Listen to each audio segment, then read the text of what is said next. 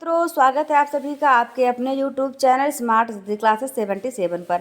हम लेकर के आए हैं आपके लिए बहुत ही शानदार जानदार दमदार क्लास, जो कि है आपकी EMRS TGT PGT DSSB TGT PGT NVS KBS, यानी आप किसी भी राज्य में यदि हिंदी विषय का शिक्षक बनना चाहते हैं तो उसके लिए यह क्लास बहुत ही उपयोगी होने वाली है। यदि आपने इसके पहले की क्लासेस नहीं देखी है तो आप जाकर के हमारे चैनल पर देखिए, और जनरल पेपर की तैयारी भी करवाई जा रही है तो आप उसकी क्लासेस भी अटेंड कर लीजिए। साथ ही साथ यदि आपने इतिहास विषय से TGT PGT यानी सोशल स्टडीज़ से, सामाजिक अध्ययन से जिसे आप कहते हैं, TGT PGT के लिए फॉर्म अप्लाई किया है और आपकी परीक्षा में इतिहास आएगा तो उसकी भी बहुत ही शानदार जानदार और दमदार क्लास हमारे चैनल पर अवेलेबल है। आप उसे ज़रूर ज्वाइन करें। और यदि आपने अभी तक हमारे चैनल को सब्सक्राइब नहीं किया है तो सब्सक्राइब अवश्य करें। यह परीक्षा आपकी जो है, भले ही कुछ व्यवधान आ गया है इसमें, लेकिन संभावित परीक्षा तिथि जो है आपकी वह अक्टूबर से नवंबर के बीच में है। कुछ लोगों का कहना है कि यह परीक्षा अक्टूबर के पहले सप्ताह में ही हो जाएगी, इसलिए मेरा तो यही मानना है कि आप अक्टूबर ही टारगेट रखें ताकि अपनी परीक्षा को और ज़्यादा सही तरीके से तैयार कर पाएँ, तैयारी पूरी कर पाएँ और आप परीक्षा को क्रैक कर पाएँ। अक्टूबर ही मानकर चलिए, आप तैयारी में जी जान से जुट जाइए। आपकी परीक्षा संभवतः अक्टूबर के पहले वीक में होने वाली है। इसको मानकर यदि आप चलेंगे तो परीक्षा की तैयारी आपको बहुत अच्छे तरीके से होगी और परीक्षा यदि हो भी जाएगी तो आपको कोई दिक्कत नहीं होगी, एक सीट आप लेकर रहेंगे। साथ साथ मित्रों, TGT में आपके 5000 पोस्टेज हैं और उसमें लगभग 6 लाख लोगों ने फॉर्म अप्लाई किया है, जबकि PGT में मात्र 2000 पोस्ट हैं तो उसमें 3 लाख लोगों ने अप्लाई किया है। तो कंपटीशन तो फिलहाल अन्य भर्तियों की अपेक्षा यदि आप तुलना करें तो कम ही है, इसलिए आप माफ़ कीजिएगा, तैयारी करिए और हमारे साथ बने रहिए। ये देखिए, बहुत ही अच्छी पंक्ति है। भरा नहीं जो भावों से बहती जिसमें रसधार नहीं, हृदय नहीं वह पत्थर है जिसमें स्वदेश का प्यार नहीं। प्रत्येक व्यक्ति को अपने देश से, अपनी जन्मभूमि से, अपनी मातृभूमि से अपनी माता के समान ही प्यार करना चाहिए, क्योंकि आप जिस परिवेश में रहे हैं, पले हैं, बढ़े हैं, वह आपके भरण पोषण और शारीरिक गतिविधियों एवं सामाजिक गतिविधियों में बहुत महत्वपूर्ण भूमिका अदा करता है। इसलिए आप जननी जन्मभूमिश्च स्वर्गादपि गरीयसी की धारणा को सत्यार्थ करते हुए, प्रतीत करते हुए आगे बढ़े और हमारे क्लास को देखते रहें। तो पहला क्वेश्चन आपके लिए आ गया है, जो कि बेसिक क्वेश्चन है। देवनागरी लिपि का विकास किस लिपि से हुआ है? देवनागरी लिपि को आप ध्यान से पढ़ें सारे ऑप्शन को। 4 ऑप्शन दिए गए हैं। पहले ऑप्शन पे आपका दिया गया है खरोष्ठी लिपि, दूसरा है कुटिल लिपि, तीसरी है ब्राह्मी लिपि और चौथी है गुप्त लिपि। इन चारों में से सही जवाब क्या हो जाएगा मित्रों? बहुत ही ध्यानपूर्वक पढ़ना है आपको, नहीं तो आप कोई गलती कर देंगे। तो गलती आप बिल्कुल नहीं करिए, इसमें ब्राह्मी लिपि हो जाएगा। ब्राह्मी लिपि से देवनागरी लिपि का विकास हुआ है। ऑप्शन नंबर C यहाँ पर आपको दिख रहा है, आप उसे टिक करें। अब आप पढ़िए, निम्न में से कौन सा अंतस्थ व्यंजन नहीं है? अंतस्थ व्यंजनों की संख्या जो होती है मित्रों वो 4 होती है। कितनी होती है? 4। अब 4 तो यहाँ ऑप्शन में भी दे दिया गया है, लेकिन आपको चयन करना है उसका जो अंतस्थ व्यंजन में नहीं है। साथ ही साथ आपको स्मरण रहे कि आपके जो उस व्यंजनों की संख्या है वह भी 4 ही है। कितनी है मित्रों? 4 है। उस व्यंजन है कौन कौन से? तो आपको जो तीनों शाह आ जाते हैं, तालव्य शाह, दंत शाह और मूर्धा शाह, ये तीनों शाह और हा ये जो है उष्ण व्यंजन की श्रेणी में रखे जाते हैं। साथ ही साथ संयुक्त व्यंजनों की संख्या भी 4 ही है। तो यहाँ पर यदि आपने ऑप्शन को ध्यानपूर्वक पढ़ा, देखा, तो आप बता पाएंगे कि जो था है वह अंतस्थ व्यंजन नहीं है। तो अंतस्थ व्यंजन है कौन? वह। इसकी जगह पर वह होना चाहिए। ये तीनों सही हैं, या रा लाव सही है, लेकिन चौथा इनके यहाँ आने वाला था वह और आ गया था, तो था गलत हो गया। ऑप्शन नंबर D जो है वो गलत है। से तीनों ही सही हैं। देखिए यहाँ पर लिखा हुआ है, संविधान के किस अनुच्छेद के उपबंधों के अधीन रहते हुए संसद में कार्य हिंदी में या अंग्रेजी में किया जाएगा? आपको बताना है क्या ऐसा अनुच्छेद 343 के अंतर्गत किया गया है, 348, 352 या फिर 356? मित्रों, 343 के अंतर्गत क्या किया गया कि जो भारत की राष्ट्र भाषा नहीं बल्कि राजभाषा हिंदी होगी। बड़े ही दुख का विषय है कि अभी तक हमारी जो राष्ट्रभाषा है उसका निर्धारण नहीं हो पाया है। हिंदी उन सारी विशेषताओं पर खरा उतरती है जो कि एक राष्ट्रभाषा में होनी चाहिए। लेकिन विवादों के चलते कुछ राज्यों के लोग विवाद कर देते हैं कि हमारी भाषा को बनाइए, हमारी भाषा को बनाइए, इसलिए अभी तक हिंदी को राष्ट्रभाषा का दर्जा नहीं दिया गया। यह बेहद ही दुख का विषय है। तो क्या दिया गया, इसको राजभाषा का दर्जा दिया गया है। और वह किस अनुच्छेद के तहत, तो 343 अनुच्छेद के तहत। साथ ही साथ 14 सितंबर को हिंदी दिवस भी मनाया जाता है और यह आने वाला है हिंदी दिवस, तो मोस्ट इम्पॉर्टेंट डे आपके कंपटीशन के लिए, क्योंकि आप परीक्षा भी हिंदी से क्वालिफाई करने वाले हैं। तो इस प्रश्न का सही जवाब हो जाएगा ऑप्शन नंबर बी, यानी कि अनुच्छेद 348 में ऐसा कहा गया है कि संसद में जो कार्य है वह हिंदी और अंग्रेजी में किए जाएंगे। अब अगला देखें आप, रचनाओं को रचना वर्ष के अनुसार सही क्रम में आपको व्यवस्थित करना है। क्या करना है मित्रों, व्यवस्थित करना है। तो आप इसको अच्छे से पढ़ें, तो उसके बाद व्यवस्थित कर लीजिए। अब रचनाएं कौन कौन सी हैं, साम्राज्य का वैभव, साम्राज्य का वैभव, समुद्र के फेन, देवदासी और जीवन के दाने, ये 4 रचनाएं आपकी स्क्रीन पर दी गई हैं। आपको ऑप्शन बी दिख रहा होगा, सही वाला जो है वो ऑप्शन नंबर बी है। आप उसको पढ़ें फिर से। क्या है, सबसे पहले लिखा गया था आपका ये साम्राज्य का वैभव, उसके बाद लिखा गया समुद्र के फेन, फिर लिखा गया देवदासी, उसके बाद लिख दिया क्या, जीवन के दाने। ये चारों ही रचनाएं बहुत ही महत्वपूर्ण हैं और ये सारी रचनाएं हैं किसकी, तो मित्रों ये सब हैं रांगे राघव जी की। किसकी हैं, आप बताइए, आपने पढ़ा कि नहीं पढ़ा। आप प्रत्येक क्वेश्चन को ध्यानपूर्वक पढ़ा करिए, उसके बाद आप जवाब दिया करिए, ताकि आपसे कोई भी गलती ना होने पाए और आपसे परीक्षा में माइनस मार्किंग है।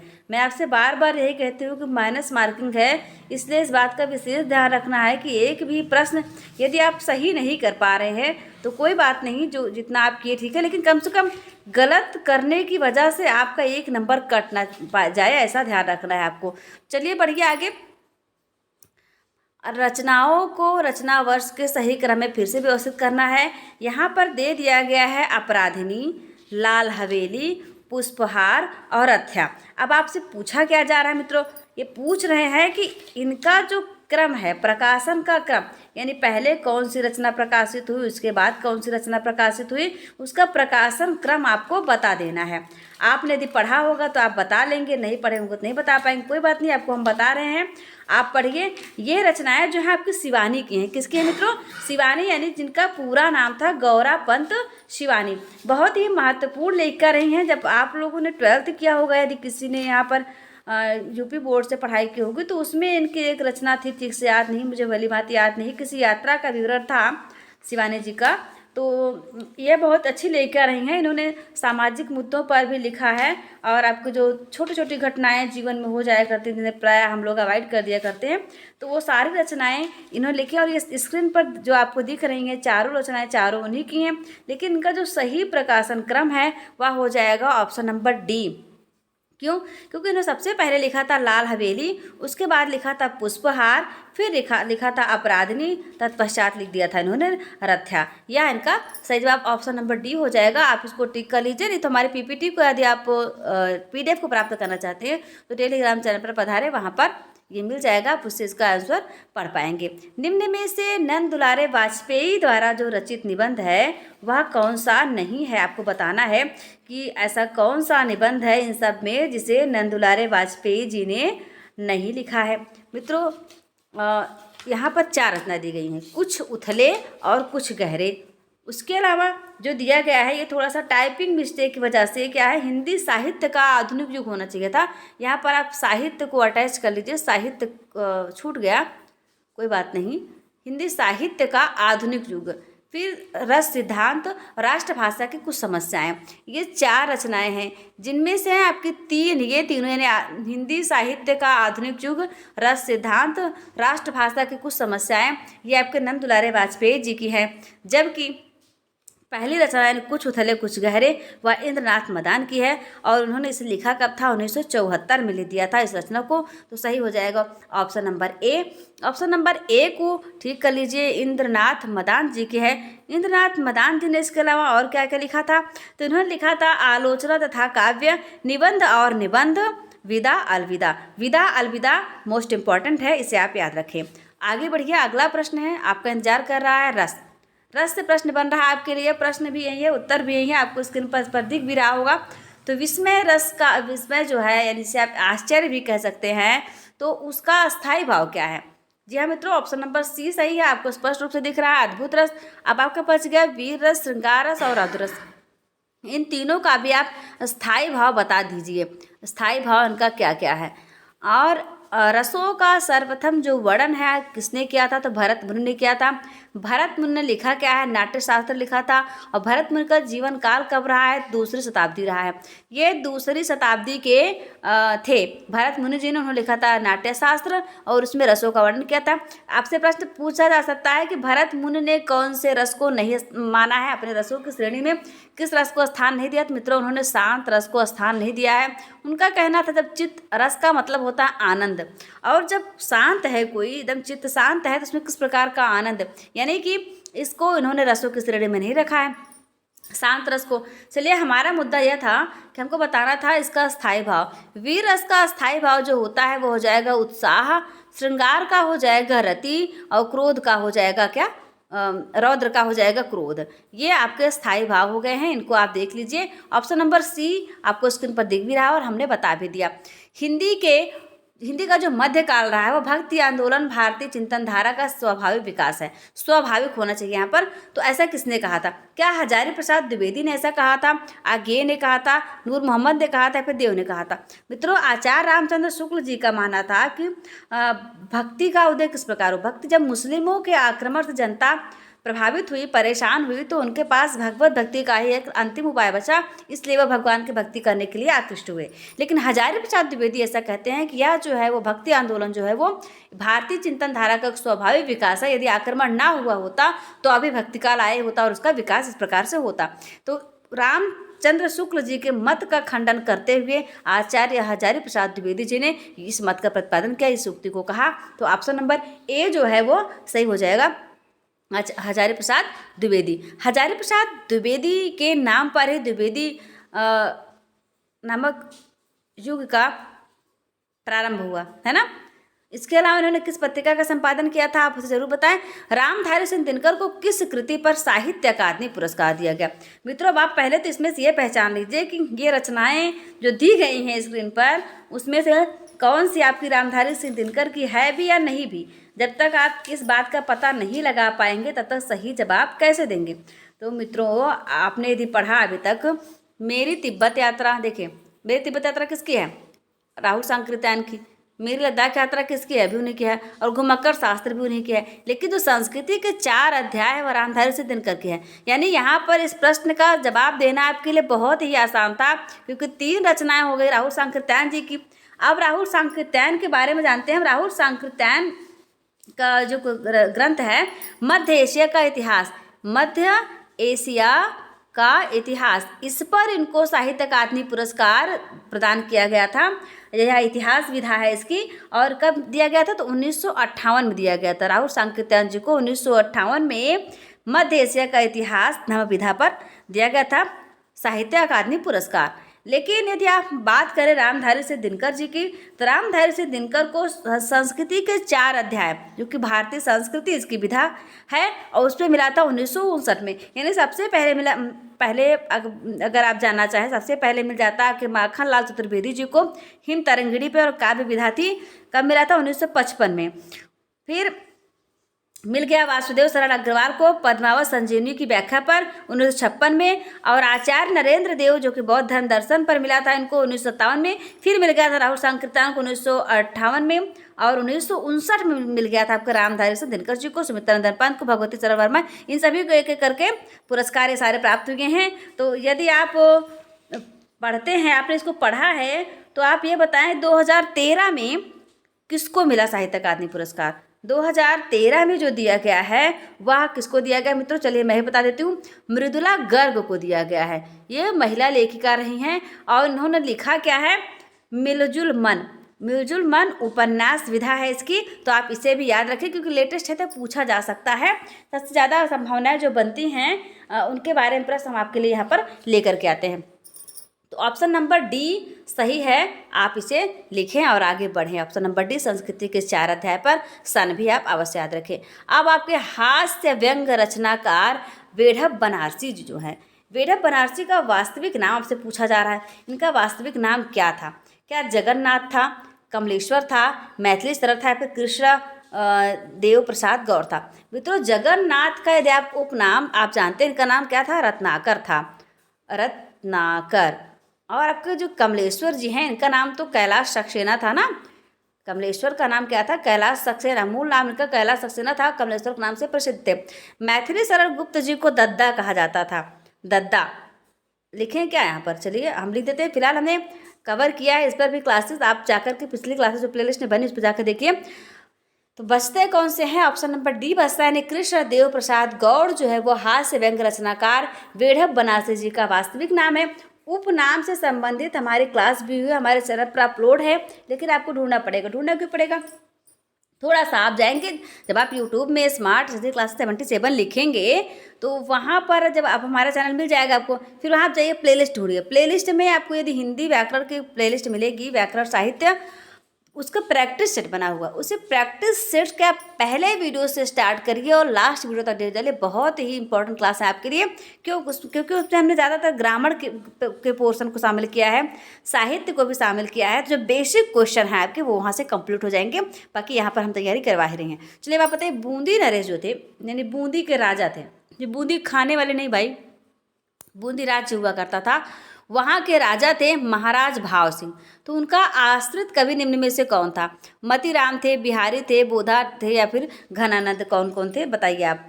तो ये आपके जो मतीराम थे ये महाराज यानी बूंदी नरेश महाराज भाव सिंह के आश्रित थे।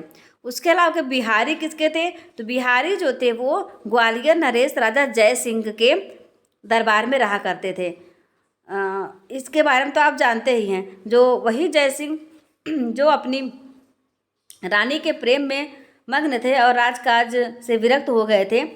अब बिहारी जब वहाँ उनके राज्य में पहुँचते हैं तो देखते हैं राज्य की जो व्यवस्था है वो सब पूरे चरमरा गई है। राजा राजभवन में आते ही नहीं, वो सिर्फ अपने महल में पड़े रहते हैं, राज का कार्यभार नहीं देखते हैं। लोगों ने उनसे कहा जब राजा राजभवन में आएंगे ही नहीं तो आप क्या करेंगे यहाँ पे? तो उन्होंने क्या किया, 2 पंक्ति लिखी और वही पंक्ति लिख करके भेज दी राजा जय सिंह के पास।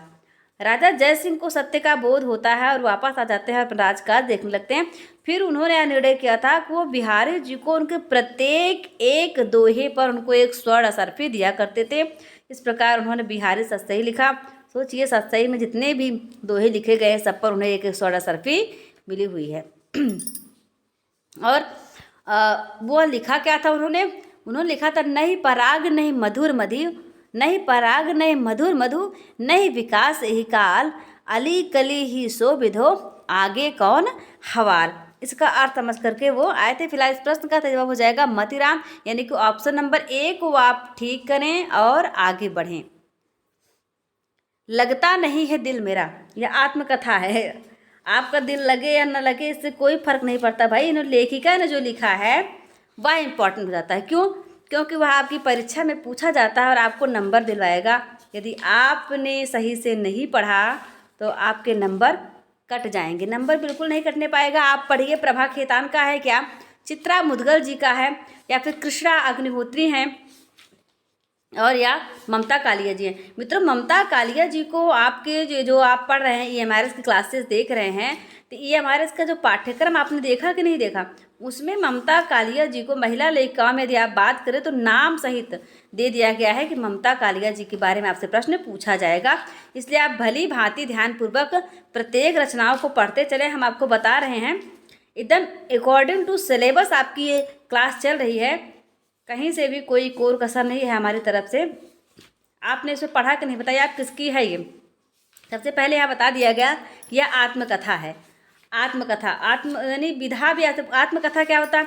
जब कोई लेखक या कोई व्यक्ति, आप भी लिख सकते हैं आत्मकथा, अपने जीवन की घटनाओं को स्वयं लिखे। स्वयं अगर कोई लिखता है तब वह हो जाते हैं आत्मकथा। लेकिन यदि कोई दूसरा लिख दे, जैसे आप देखेंगे महात्मा गांधी जी की जीवनी, प्रेमचंद जी की जीवनी किसी और ने लिखा है, अलग अलग लोगों ने लिखा। जब अलग अलग कोई और लिखेगा तो वह हो जाएगा क्या, जीवनी हो जाएगी, लेकिन जो स्वयं लिखेंगे वह आत्मकथा हो जाएगी। ये आपसे पूछा जा सकता है हिंदी की पहली आत्मकथा किसने लिखी। तो मित्रों, पहली आत्मकथा कहा जाता है अर्ध कथानक को। अर्ध कथानक किसकी है? बनारसी दास जैन की है ना। तो यह जो है प्रश्न आपसे परीक्षा में बनने वाले हैं, आप इसको भूलेंगे नहीं। आप देखें, आप जवाब दें। महिला लेखिकाओं चारों हैं, इसमें सही जवाब हो जाएगा कृष्णा अग्निहोत्री। कृष्णा अग्निहोत्री जी ने लिखा था लगता नहीं है दिल मेरा। उसके अलावा आपकी कौन है यहाँ पे? प्रभा खेतान। प्रभा खेतान को आप जानते हैं। प्रभा खेतान ने क्या लिखा था? तो उन्होंने लिख दिया था अन्या से अनन्या। 2007 में प्रकाशित हुआ था। यह परीक्षा में कई बार पूछा जा चुका है अब तक। तो अन्या से अनन्या, इसे भी आप याद रखें। यह प्रभा खेतान जी की आत्मकथा है। इन्होंने लिखा था 2007 इसका प्रकाशन वर्ष रहा है। सारी इम्पोर्टेंट रचनाएं हैं आपके लिए, आप ध्यानपूर्वक इसे पढ़ें। इसके अलावा महिला लेखिकाओं को अगर हम बात करें तो पद्मा सचदेवा ने लिखा था बूंदी बावड़ी, सब उनकी आत्मकथाएं आप याद रखिए। प्रतिभा अग्रवाल ने लिखा है दस्तक जिंदगी की। कुसुम अंसल ने लिखा जो कहा नहीं गया। फिर आप देखें रमणिका गुप्ता के हाथ से आपने पढ़ाई होगा। मन्नू भंडारी कली, यह भी चंद्र किरण सौनरेखा जो है पिंजरे की मैना लिखा है इन्होंने। ममता कालिया जी ने लिखा कितने शहरों में कितनी बार, या आपके सिलेबस में है तो आप इनको विशेष ध्यान पर रखें। और 2011 में लिखा है इन्होंने। देखिए ममता कालिया ने कब लिखा है? 2011 में। 2011 में प्रकाशित हुआ है कितने शहरों में कितनी बार। फिर आके होती हैं चंद्रकांता जी। चंद्रकांता ने लिखा 2012 में हाशिया की इबारतें। मन्नू भंडारी एक कहानी, यह भी कई बार परीक्षाओं में पूछा गया। तो ये सारी की सारी आत्मकथाएं जो है बहुत ही इंपॉर्टेंट हैं। स्वनिम का क्या अर्थ है आपको बताना है। स्वनिम क्या? स्वनिम का अर्थ हो जाता है ध्वनि, या फिर होता है अक्षर, या फिर वर्ड, या फिर शब्द। तो मित्रों, जिसका क्षर ना हो यानी जो अखंडित हो उसे क्या कहेंगे? अक्षर। अक्षरों के सार्थक समूह शब्द बन जाता है। लेकिन आपसे पूछा स्वनिम शब्द का अर्थ क्या है? स्वनिम का मतलब होता है ध्वनि, यानी जो हम बोलते हैं। जैसे का बोला हमने, का को जब हमने लिखा तो लिखित रूप में हो गया देवनागरी, लेकिन जो मौखिक हमने उच्चारण किया वही उसकी ध्वनि हो गई। उससे आप स्वनिम को आप क्या कहेंगे? ध्वनि। यानी ऑप्शन नंबर ए आपकी स्क्रीन पर भी आपको दिख रहा है, मैं बता भी रही हूँ। उदयभान चरित मोस्ट इंपॉर्टेंट रचना है। उदयभान चरित के लेखक कौन है? क्या सदल मिश्र जी हैं? सदल मिश्र या फिर इंसा अल्लाह खां। देखिए थोड़ा सा हमने आपको कंफ्यूज किया है, अभी बताती हूँ कहाँ पर। इंसा अल्लाह खां, सदा सुखलाल, लल्लू लाल। आप पहले आप ये याद रखिए उदयभान चरित का इसका कुछ और नाम भी है। इसका नाम है मित्रों रानी केतकी की कहानी। अब आपको याद आ गया होगा। अब आप धड़ल्ले से उत्तर दे देंगे कि इसका आंसर है इंसा अल्लाह खां, क्योंकि रानी केतकी की कहानी का ही जो दूसरा नाम था वह उदयभान चरित था। समझ में आ गया ना? उदयभान चरित रानी केतकी की कहानी। और इसे लिखा किसने? तो मित्रों इसे लिख दिया था इंसा अल्लाह खां जी ने लिख दिया था। इंसा अल्लाह खां। ऑप्शन नंबर बी पर है आपके इंसा अल्लाह खां जी। अब यदि आपसे अभी पूछा जाए कि हिंदी कहानी का उद्भव किस युग से माना जाता है, तो आप क्या जवाब देंगे? द्विवेदी युग से माना जाता है। अब अलग अलग लोगों ने अलग अलग पहली कहानी दूसरी कहानी माना है। जैसे रामचंद्र शुक्ल जी ने किसको मान लिया? इंदुमती को माना है, जो किशोरीलाल गोस्वामी जी की थी। डॉक्टर बच्चन सिंह ने प्रहली पढ़े को मान लिया है। राजेंद्र बड़वालिया ने जमींदार का दृष्टांत को माना है। देवी प्रसाद वर्मा ने एक टोकरी भर मिट्टी को माना है। ये तमाम लेखक का जो अपने अपने अनुसार मानते रहते, लेकिन आप ये जाने कि इंसा अल्लाह खां ने लिखा था रानी केतकी की कहानी। यहाँ पर दिया गया है आत्मकथाएं, ये चारों ही आत्मकथाएं हैं। अब आपको बताना है कि इनका सही क्रम क्या है, यानी प्रकाशन के अनुसार क्रम क्या है। अभी मैंने आपको स्पष्ट किया कि जो अर्ध कथानक है वह प्रथम आत्मकथा है, और इसे लिखा किसने है? बनारसी दास जैन ने लिखा था। लिख दिया था इन्होंने 1641 में ही लिख दिया था। कितने तेज दिमाग के रहे ये लोग कि अलग अलग विधाओं का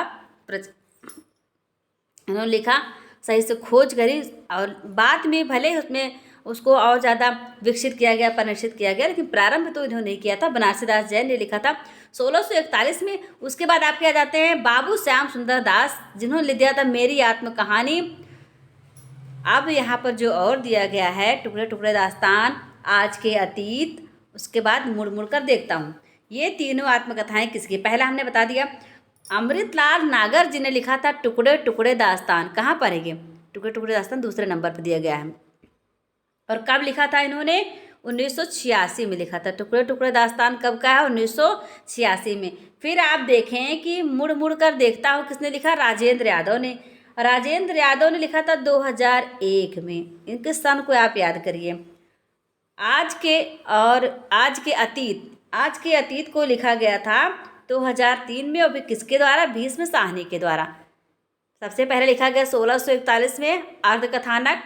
फिर लिखा गया आपका टुकड़े टुकड़े दास्तान। टुकड़े टुकड़े दास्तान लिखा गया 1986 में, यानी ये देखिए। फिर लिखा गया आपका क्या?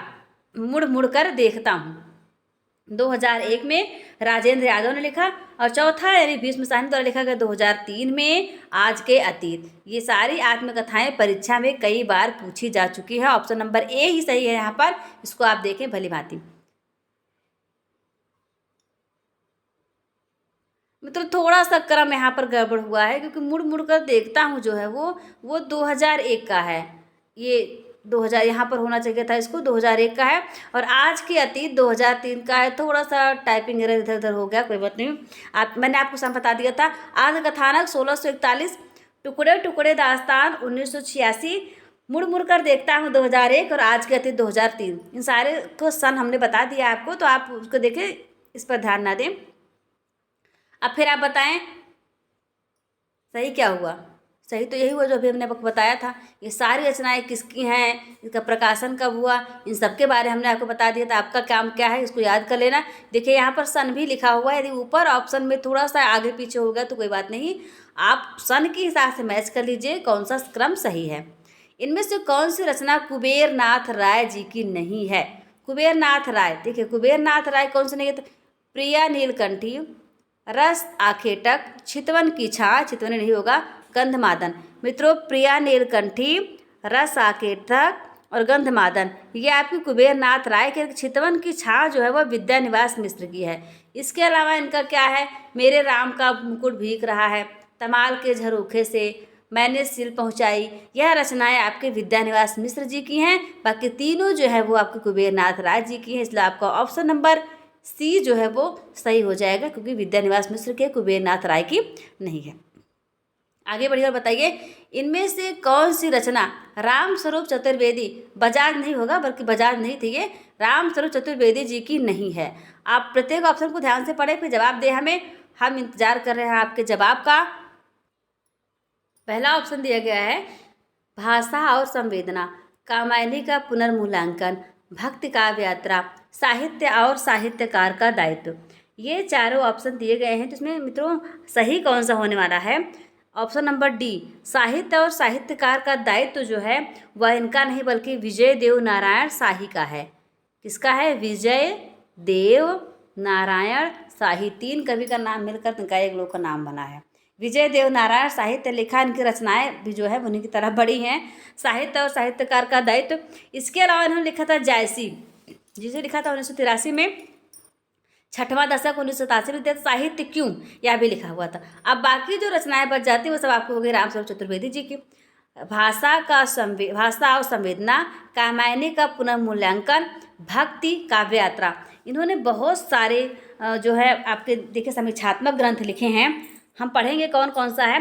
हिंदी नवलेखन, अज्ञेय और आधुनिक रचना की समस्या, हिंदी साहित्य की अधुनातन प्रवृत्तियाँ, मध्यकालीन हिंदी काव्य भाषा, कविता यात्रा, रत्नाकर से अज्ञेय तक, सर्जन और भाषिक संरचना, इतिहास और आलोचक दृष्टि। ये सारी इन्हीं की हैं, आप याद रखें उसको। हिंदी साहित्य और संवेदना का विकास आप जानते ही हैं। काव्य भाषा का 3 निबंध, काव्य भाषा पर 3 निबंध, प्रसाद निराला अज्ञेय, मोस्ट इंपॉर्टेंट, प्रसाद निराला और अज्ञेय, यह नाम है प्रसाद निराला अज्ञेय। इसे भी आप अवश्य ही याद रखें। फिर लिखा इन्होंने कविता का पक्ष, हिंदी गद्य विन्यास और विकास, आधुनिक कविता यात्रा, आचार्य रामचंद्र शुक्ल, आलोचना का अर्थ और अर्थ की आलोचना। ये सारी जो आलोचनात्मक रचनाएं हैं वह आपके राम स्वरूप चतुर्वेदी जी की हैं। उनकी ऐतिहासिक ग्रंथ को आपने पढ़ा होगा, बहुत अच्छा लिखा उन्होंने। आपके कंपटीशन के लिए बहुत इंपॉर्टेंट हो जाते हैं राम स्वरूप चतुर्वेदी जी। आप उनकी किताब को अवश्य पढ़ें। ठीक है, डॉक्टर बच्चन की किताब पढ़ लीजिए आप। डॉक्टर नगेंद्र रामचंद्र शुक्ल तो आप जानते हो आधार हैं हिंदी साहित्य के, और रामस्वरूप चतुर्वेदी जी। ये सारे जो हैं ऐसे हैं जो कि परीक्षा में पूछे जाते हैं, इनसे बनते हैं प्रश्न हर परीक्षा में लगभग। इनमें से कौन सी रचना जो है वह जानकी देवी बजाज की है? आपको बताना है जानकी देवी बजाज की कौन सी रचना है। जो कहा नहीं गया, दस्तक जिंदगी की, मेरी जीवन यात्रा, कस्तूरी कुंडल बसे। और किसी रचना का नाम आप रचनाकार का जानते हो या ना जानते हो, लेकिन कस्तूरी कुंडल बसे इसको तो आप जरूर ही जानते होंगे ना, क्योंकि यह ऐसी रचना है जो परीक्षा में कई बार पूछी गई है। एक बार नहीं बल्कि देखेंगे आप, कुछ रचनाएं या लेखक इतने प्रसिद्ध हो जाते हैं कि उनसे तो समझिए आप हर परीक्षा में प्रश्न बनता ही बनता है। तो उन्हीं में से यह भी एक है। अब आप बताएं जो कहा नहीं गया और ये रास्ता जिंदगी, मेरी जीवन यात्रा, ये आपके जानकी देवी बजाज जी की है। जानकी देवी बजाज ने लिखा था 1956 में, और हिंदी की प्रमुख महिला आत्मकथा लेखिकाओं में जो है इनका नाम आता है। इसके अलावा आपकी जो एक है प्रतिभा अग्रवाल, प्रतिभा अग्रवाल जी ने 1990 में लिखा था दस्तक जिंदगी की, और दूसरा भाग इन्होंने दिया था 1996 में मोड़ जिंदगी का। कुसुम अंसल जी ने लिखा था जो कहा नहीं गया, और लगता नहीं है दिल मेरा लिखा था कृष्णा अग्निहोत्री ने। मैंने इसको प्रश्न में भी शामिल किया है, तो आप तो इसे जानते ही होंगे ना। चलिए आगे बढ़िए, अगले प्रश्न पर हम लोग आते हैं। हाँ, कस्तूरी कुंडल बसे का जवाब आप जानना चाहिए आपको। मैत्रेयी पुष्पा जी ने 2 भागों में लिखा है। पहला भाग का नाम इन्होंने रखा था 2002 में इसको प्रकाशित करवाया था, कस्तूरी कुंडल बसे। और दूसरा भाग जो कि प्रकाशित हुआ था 2008 में। कब मित्रों? 2008 में। उसका नाम क्या था? गुड़िया भीतर गुड़िया। यानी दोनों ही आत्मकथाएं जो है वो इन्हीं के मैत्रेयी पुष्पा जी की हैं। 2 भागों में इन्होंने प्रकाशित करवाया है अपनी आत्मकथा को, मैत्रेयी पुष्पा जी ने। अपेक्षा एक पत्रिका है। पत्रिकाओं से भी प्रश्न आपकी परीक्षा में बनेंगे, क्योंकि एकदम पूरे सीधे तौर पर आपके सिलेबस में ही दे दिया गया है। तो अपेक्षा पत्रिका के संपादक कौन है मित्रों? अपेक्षा पत्रिका के संपादक हो जाएंगे आपके तेज सिंह, जो कि आपको स्क्रीन पर स्पष्ट तौर पर दिख रहे हैं। अब देखिए आप, मदन मोहन मालवीय जी कौन थे? मदन मोहन मालवीय जी ने अभ्युदय नामक पत्रिका का संपादन किया था। और कब से किया इन्होंने? तो 1907 से किया था। एक साप्ताहिक पत्रिका हुआ करती थी और प्रयागराज से संपादित प्रकाशित होती थी। साथ ही साथ जुगल किशोर गुप्त को आप जानते हैं, इन्होंने हिंदी का पहला पत्र निकाला था उदंत मार्तंड। तो ये प्रसिद्ध है, इनको जानना तो प्रत्येक व्यक्ति के लिए आवश्यक है फिलहाल, लेकिन यदि आप साहित्य जगत से बिलोंग करते हैं तो ज़्यादा ही जरूरी हो जाता है आपके लिए। इसके अलावा समालोचक पत्रिका के संपादक रहे हैं चंद्र शर्मा गुलेरी जी। और कुछ मुख्य जो पत्रिकाएं आपकी जैसे हो गया, इंदु पत्रिका का संपादन किया था अंबिका प्रसाद गुप्त ने। चांद का पत्रिका का महादेवी वर्मा ने किया था। और प्रभा पत्रिका बालकृष्ण शर्मा नवीन जी ने। हंस का संपादन प्रेमचंद ने किया था, इसको आप जानते ही हैं। वर्तमान में राजेंद्र यादव कर रहे हैं, कुछ समय तक पहले राजेंद्र यादव जी किया करते थे। तो ये तमाम पत्रिकाएं जो आपकी परीक्षाओं में पूछी जाती हैं। फिलहाल इस प्रश्न का जवाब हो जाएगा ऑप्शन नंबर बी, आपके स्क्रीन पर आपको स्पष्ट तौर पर दिख रहा है। आगे बढ़िए, बताइए स्पर्श व्यंजनों को उच्चारण स्थान के आधार पर कितने भागों में बांटा गया? मित्रों एक लाइन का यह जवाब है 5, 6, 7 या फिर 8। यह बांटा गया है 5 भागों में। स्पर्श यानी वर्णों के उच्चारण करते वक्त हमारी जीवा जो है मुख के जिस भाग को स्पर्श करती है उसे उस शब्द का उच्चारण स्थान कहा जाता है। इसके आधार पर इसको 5 भागों में बांटा गया है। इसकी विस्तृत क्लास आपको हमारे चैनल पर जो प्लेलिस्ट है प्रैक्टिस सेट हमने करवाई है उसमें जाकर आप देखिए, वहाँ पर आपको बहुत अच्छे तरीके से समझ में आ जाएगा। व्याकरण का एक एक टॉपिक आपको समझ में आ जाएगा।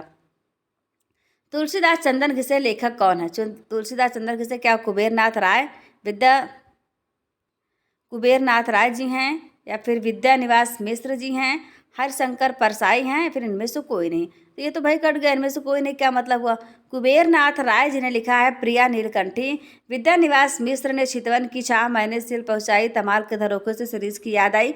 ये सारी रचनाएं विद्यानिवास मिश्र के। हरिशंकर परसाई जी ने लिखा था तुलसीदास चंदन घिसे। अब हरिशंकर परसाई जी की जो रचनाएं हैं वो अधिकतर व्यंग्य विधा की हुआ करती हैं। ये प्रमुख व्यंग्यकार कहे जाते हैं और उन्होंने व्यंग्य जगत में अपना एक प्रतिनिधित्व बना रखा है कि इनसे बड़ा व्यंग्यकार मुझे तो नहीं लगता कि और कोई है। हैं बहुत सारे व्यंग्यकार, लेकिन जो सर्वश्रेष्ठ मुझे लगते हैं, मेरा व्यक्तिगत सुझाव है व्यक्तिगत विचार है मेरा कि हरिशंकर परसाई जी ने बहुत अच्छे व्यंग्य लिखे हैं। वाक्यम रसात्मकम काव्यम, रसात्मक वाक्य जो होता है वही काव्य है। ऐसा कहा किसने था? क्या आचार्य दंडी ने कहा था, आचार्य बामन ने कह दिया था, या फिर पंडित जगन्नाथ जी ने कहा था, या आचार्य विश्वनाथ जी ने कहा था? मित्रों, सबसे पहले आप ये जाने कि वाक्यम रसात्मकम काव्यम को कह दिया था आचार्य विश्वनाथ जी ने। काव्य शास्त्र भी आपके सिलेबस में, आप ये ना सोचे कि पाठ्यक्रम से इतर जा रहा है, बिल्कुल नहीं। सारा आपका पाठ्यक्रम है, पूरा A to Z आपके पाठ्यक्रम में दिया गया। कोई भी टॉपिक ऐसा है जो छूटा हो, इसलिए आप यह प्रश्न उठा ही नहीं सकते कि यह हमारे सिलेबस में नहीं है। शायद पाश्चात्य काव्य शास्त्री नहीं, बाकी सब कुछ है आपके पाठ्यक्रम में। तो आचार्य विश्वनाथ जी ने कहा था वाक्यम रसात्मकम काव्यम, वाक्यम रसात्मकम काव्यम। यह पंडित जगन्नाथ जो थे, इन्होंने लिख दिया था रमणीयार्थ प्रतिपादक शब्द काव्यम, रमणीयार्थ प्रतिपादक शब्द काव्यम, इसे कह दिया था पंडित जगन्नाथ जी ने। इसके अलावा और भी आपके जो आचार्य हुए, जैसे भामा को ले लीजिए, भामा ने कह दिया शब्दार्थो सहितम काव्यम, मम्मट ने कह दिया था 200 शब्दार्थो सगुड़ा व अलंकृति पुनः कॉपी। तो ये सारी जो पंक्तियां हैं या परीक्षा से पूछी जाती हैं, इसलिए आपको इन्हें याद रखना होगा। हमने पिछले जो प्रैक्टिस सेट हमारे आए हैं आपके हमारे के लिए ही, उसमें भी काव्य शास्त्रों के जो विशेष पंक्तियां उनको शामिल किया था। आप जाकर के पिछली क्लास को ज़रूर देखें। पिछली क्लास को देखने के बाद आप यहाँ तक पहुँचे हैं तब तो आपको आता ही होगा, और नहीं पहुँचे जाकर के अभी देखिए, इस क्लास को देखने के बाद आप जाकर के सारी क्लासों को देख लीजिए। जनरल जो पेपर है आपका, यानी पेपर तो एक ही होना है, लेकिन खंड उसको कई दे दिए गए। जैसे पहले खंड में आपका जो आ जाएगा कंप्यूटर से क्वेश्चन बनेंगे आपके इंग्लिश, जिसे जनरल में रीजनल लैंग्वेज टर्म रखा गया है, इंग्लिश हो गया और हिंदी है, फिर टीचिंग एप्टीट्यूड है, नेशनल एजुकेशन पॉलिसी है, रीजनिंग है। ये सारे टॉपिक जो हैं उनके क्लासेस भी आपको हमारे चैनल पर उपलब्ध मिलेगी, तो आप जाकर उस क्लास को देखिए। और आप हमें ये बताइए, केशव दास को कठिन काव्य का प्रेत किसने कहा था? क्या ऐसा कह दिया था रामचंद्र शुक्ल ने, रामचंद्र स्वरूप चतुर्वेदी जी ने, डॉक्टर नगेश या फिर मुक्तिबोध ने? मित्रों, रामचंद्र शुक्ल जी ने केशवदास जी को कठिन काव्य का प्रेत कहा था। क्यों कहा था? क्योंकि उन्होंने रामचंद्रिका की रचना जो है कर डाली थी, एक रात में कर डाली थी। उन्होंने कहा प्रेत की तरह लिख डाला, मतलब सोचा विचारा भी नहीं कुछ भी, तो उन्होंने कठिन काव्य का प्रेत ने कह दिया। केशव को कभी हृदय नहीं प्राप्त हुआ, कठिन काव्य का प्रेत। इस प्रकार पंक्तियां उनकी। किस रचनाकार के समस्त कहानियों का संग्रह सांस की कलम के नाम से प्रकाशित हुआ? मित्रों, क्या काशीनाथ जी, काशीनाथ सिंह, धर्म भारती या फिर राजकमल चौधरी, चिज्ञान चतुर्वेदी? इन सारे लेखकों के बारे में आप कुछ न कुछ जरूर जानकारी रखिए, क्योंकि परीक्षा में पूछे जा सकते हैं। तो प्रहलाद, इस प्रश्न का जवाब सही हो जाएगा। धर्मवीर भारती जी ने धर्मवीर नामक एक पत्रिका का भी संपादन किया था। और यह प्रश्न जो है वह इस तरफ संकेत करता है कि इसका जवाब भी धर्मवीर भारती हो जाएंगे। धर्मवीर भारती यानी ऑप्शन नंबर बी पर आपको दिख रहे हैं। शेष कादम्बरी नामक पुस्तक यानी उपन्यास जो है, इसके लेखक कौन है? शेष कादम्बरी क्या गीतांजलि हैं, मधुकांकरिया हैं, अलका सरावगी है, फिर चंद्रकांता जी हैं? ये चारों ऑप्शन ध्यानपूर्वक पढ़िए। मित्रों, चंद्रकांता से याद आया, चंद्रकांता संत जिसे देवकी नंदन खत्री ने लिखा था। तो वह चंद्रकांता जो बचपन में मतलब हम लोग थे, आप भी रहे होंगे, देखते होंगे टीवी पर आता था ना चंद्रकांता। वो चंद्रकांता को देखने के लिए बहुत सारे लोगों ने हिंदी भाषा को सीखा था। और चंद्रकांता जो था वो तिलस्मी अय्यारी पर आधारित उपन्यास लिखा गया था। तिलस्मी अय्यारी से याद आया हमें, आप ये बताएं कि जासूसी जो निबंध होते हैं उसका प्रवर्तक किसे माना जाता है? जासूसी उपन्यास के प्रवर्तक अगर कहें आप किसे मानेंगे तो गोपाल राम गहमरी। गोपाल राम गहमरी जी ने अद्भुत लाश, बेकसूर की फांसी, सरकती लाश, खूनी कौन, बेगुनाह का खून, जासूस की भूल, अद्भुत खून, ये सारी जो औपन्यासिक कृतियां हैं गोपाल राम गहमरी के द्वारा लिखी गई हैं। तो चंद्रकांता से इतने बात हमको याद है कि हमने आपको एक्स्ट्रा बता दिया। आप इस प्रश्न का जवाब दें कि किसने लिखा है इसको। शेष कादम्बरी नामक जो आपका उपन्यास है वह किसने लिखा है? गीतांजलि ने क्या लिखा है? गीतांजलि, मधुकांकरिया, अलका सरावगी, ये सभी आपकी महिला लेखिकाएं हैं और इन सभी से प्रश्न आपकी परीक्षा में बनते हैं मित्रों। इसलिए आप किसी को भी अवॉइड ना करें, उन सबको पढ़ते रहें। और अगला जो प्रैक्टिस सेट आएगा हमारा, उसे भी देखने के लिए आप क्या करेंगे, हमारे चैनल को सब्सक्राइब कर लीजिए। मित्रों, आप देखते तो हैं क्लास पर हमारे जो व्यूज हैं वो अच्छे आते हैं, लेकिन अधिकतर लोग क्या है बिना सब्सक्राइब किए क्लास को देखते रहते हैं। तो सब्सक्राइब यदि आप करेंगे, समझ लीजिए आपने हमें गुरु दक्षिणा दी है। तो भाई गुरु दक्षिणा को गुरु दिए बिना यदि आप अध्ययन करेंगे तो वह सार्थक नहीं होगा। इसलिए आप चैनल को सब्सक्राइब अवश्य करें। और इस प्रश्न का जो जवाब हो जाएगा आपके स्क्रीन पर आप देख पा रहे हो, अलका सरावगी जी ने लिखा था कि शेष कादम्बरी नामक उपन्यास। विरुद्धों का सामंजस्य विषयक सिद्धांत किसने प्रतिपादित किया था? विरुद्धों का सामंजस्य, यह सिद्धांत किसने प्रतिपादित किया था? क्या हजारी प्रसाद द्विवेदी ने, रामचंद्र शुक्ल ने, विश्वनाथ प्रसाद ने या फिर नरेश मेहता ने? मित्रों, इस प्रश्न का सही जवाब हो जाएगा option number B, Ramchandra Shukla ji ने इसे लिखा था। रामचंद्र शुक्ल जी ने हिंदी साहित्य का इतिहास लिखा था और कब प्रकाशित हुआ था? यह हुआ था 1929 में, जो कि आज की हिंदी विद्यार्थियों के लिए रामबाण समझ लीजिए आधार है। बिना रामचंद्र शुक्ल जी के इतिहास को पढ़े हुए कोई परीक्षा आप क्रैक नहीं कर सकते, पास नहीं कर सकते, यानी उनके इतिहास से तो प्रश्न बनना ही बनना है। इसलिए यदि आप भी साहित्य जगत से जुड़े हुए हैं तो आप उनके इतिहास को अवश्य ही पढ़ें। बहुत ही आसान शब्द में, बहुत ज़्यादा ना तो कठिन शब्द हैं उसमें, ना बहुत आसान है, जिसे आप समझ सकते हैं, इस प्रकार शब्दावलियाँ हैं उनकी, तो आप उसे अवश्य पढ़ें। आगे बढ़ें। आगे है 1954 में प्रकाशित नई कविता। नई कविता पत्रिका के संपादक कौन है? नरेश मेहता, धर्मवीर भारती, अज्ञेय या फिर मुक्तिबोध? ऑप्शन नंबर ए इस प्रश्न का जवाब हो जाएगा मित्रों। देख लीजिए, नरेश मेहता जी संपादक हैं इसके। नई कविता नामक की पत्रिका है, इसका संपादन किया था नरेश मेहता जी ने। और कब किया था? 1954 में किया था। यह रहे आज के प्रश्न। और कैसे लगे हमारे प्रश्नों की श्रृंखला आपको कैसी लग रही है, आप कमेंट बॉक्स में कमेंट करके ज़रूर बताएं। इसके अलावा आपने यदि अभी तक हमारे जो पिछली क्लासेस है जनरल पेपर उसको नहीं देखा तो आप जाकर के देखें। और यदि आप इतिहास से तैयारी कर रहे हैं तो उसकी क्लासेस जाकर के देखिए, हमारे चैनल पर उपलब्ध हैं। बहुत सारे प्रैक्टिस सेट, मॉक टेस्ट आपको मिल जाएंगे, आपको सभी परीक्षाओं की तैयारी के लिए जो रामबाण साबित होने वाले हैं। जनरल पेपर की तैयारी आपको हम करवा ही रहे हैं। 10 नंबर के लिए जो रीजनिंग ओरिजिनल लैंग्वेज के तौर पर शामिल किया गया है हिंदी, वह भी आप हमारे चैनल पर जाकर देख सकते हैं। ICT क्लासेस है, नेशनल एजुकेशन पॉलिसी की है, टीचिंग एप्टीट्यूड की है। तो आप सारी क्लासों को देखने के लिए हमारे चैनल को सब्सक्राइब कर लीजिए। हमारे साथ बने रहिए, स्वस्थ रहिए, मस्त रहिए, अपना और अपने का ख्याल रखिए, हंसते रहिए, मुस्कुराते रहिए। नमस्कार, जय हिंद, जय भारत।